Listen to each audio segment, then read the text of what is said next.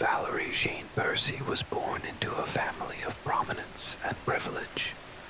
She was the daughter of Charles Chuck Percy, a self-made millionaire, successful businessman, and later a United States senator. Valerie and her twin sister Sharon were born in 1945, and from an early age, they were raised in the affluent suburb of Kenilworth, Illinois, just outside of Chicago. Kenilworth was a safe, exclusive community, known for its stately homes and quiet streets. The Percy family lived in a sprawling 17-room Tudor mansion on the shores of Lake Michigan, a home that symbolized their success and status. Valerie was described by those who knew her as sweet, intelligent, and full of promise. She and Sharon were inseparable as children, but as they grew older, they began to carve out their own identities. Valerie was the more studious of the two, with a keen interest in literature and the arts. She attended New Trier High School, one of the most prestigious schools in the country, where she excelled academically. After high school, Valerie went on to study at Cornell University, where she continued to shine. She was a young woman with a bright future ahead of her, full of potential and dreams. In the summer of 1966, Valerie returned home to help her father with his campaign for the U.S. Senate. She was 21 years old, beautiful, and full of life. Her future seemed limitless. But on the night of September 18th, 1966, everything changed. The day before her death was like any other for Valerie. She spent the day at home with her family, helping with her father's campaign. That evening, she dined with her stepmother, Lorraine Percy, and two young friends who were also campaign workers, James Mann and Tully Friedman. The atmosphere was light and cheerful, with no hint of the tragedy that was about to unfold. After dinner, Valerie retired to her bedroom around 10 p.m. She was watching television when her sister Sharon came in to return a raincoat she had borrowed earlier that evening.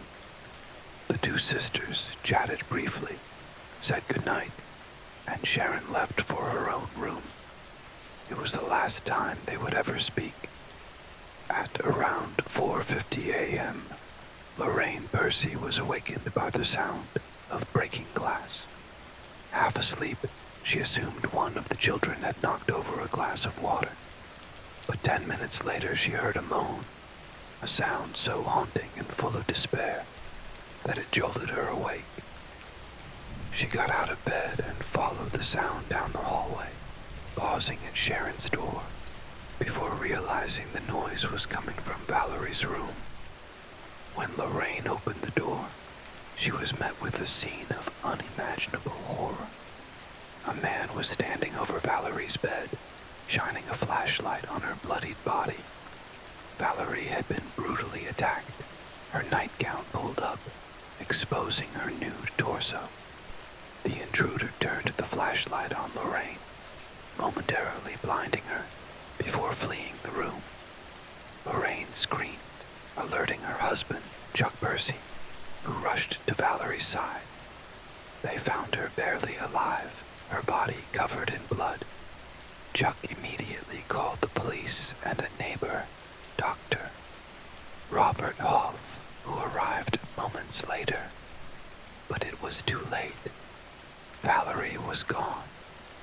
Valerie Percy's murder was as brutal as it was mysterious.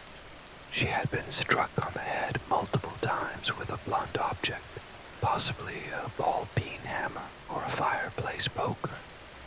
She had also been stabbed more than a dozen times in the neck, chest, and abdomen. Her hands, knees, and left foot bore defensive wounds, indicating that she had fought for her life. The killer had entered the house by cutting a screen and using a glass cutter to score a door pane, allowing him to slip inside undetected. was chaotic, but the killer had left behind a few clues.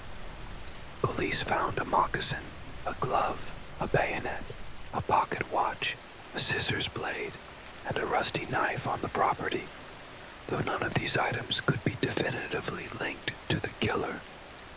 They also discovered bare footprints on the beach near the Percy home, but their origin remained unclear.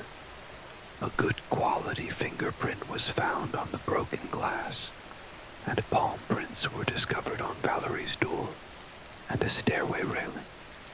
Hair and fibers of indeterminate origin were also collected from her room. Despite the evidence, the killer's identity remained a mystery. The Percy family was well known and well liked, and Valerie had no known enemies. The viciousness of the attack suggested a personal motive, but no one could say for sure why Valerie had been targeted. The investigation into Valerie Percy's murder was one of the most extensive in Illinois history. The case drew national attention, with even J. Edgar Hoover, the director of the FBI, taking a personal interest. A task force of federal, state, and local investigators was assembled, and thousands of leads were pursued. But despite their efforts, the case remained unsolved. One of the early suspects was Fred Malkow, a career criminal from Buffalo, New York. Malkow was a known housebreaker who had a history of targeting wealthy homes. He had been in Chicago around the time of the murder, and some believed he had the skills to break into the Percy home undetected. However, Malkow was never officially charged, and he died under mysterious circumstances in 1967 while fleeing from police. Some speculated that he had been involved in the Percy murder, but no concrete evidence ever linked him to the crime. Another suspect was Frank Hoheimer, a burglar who was serving a 30-year prison sentence for a series of break-ins in Denver and Indianapolis. Hoheimer was named as a suspect in the Percy case by his own brother, who claimed that Frank had confessed to the murder. However, Hoheimer denied the allegations and pointed the finger at Fred Malkow, who was already dead. The case against Hoheimer fell apart, and no charges were ever filed. Over the years, the investigation into Valerie Percy's murder has waxed and waned. New leads have occasionally surfaced, but none have led to a breakthrough. The case remains open, and Valerie's killer has never been brought to justice. Valerie Percy's murder was a tragedy that shook her family and the nation. Her death left a void that could never be filled. Her father, Chuck Percy, went on to have a successful political career, but the loss of his daughter haunted him for the rest of his life. Valerie's twin sister, Sharon, married Jay Rockefeller, a member of the wealthy Rockefeller family, and went on to have a distinguished career in public service. But the memory of her sister's murder remained with her, a constant reminder of the fragility of life. If you enjoyed this deep dive into one of America's most perplexing unsolved crimes, don't forget to like, subscribe, and hit the bell for more mysterious true crime tales. Your support means the world to me, and it helps bring more stories like this to light. Thank you for watching, and I'll see you in the next video.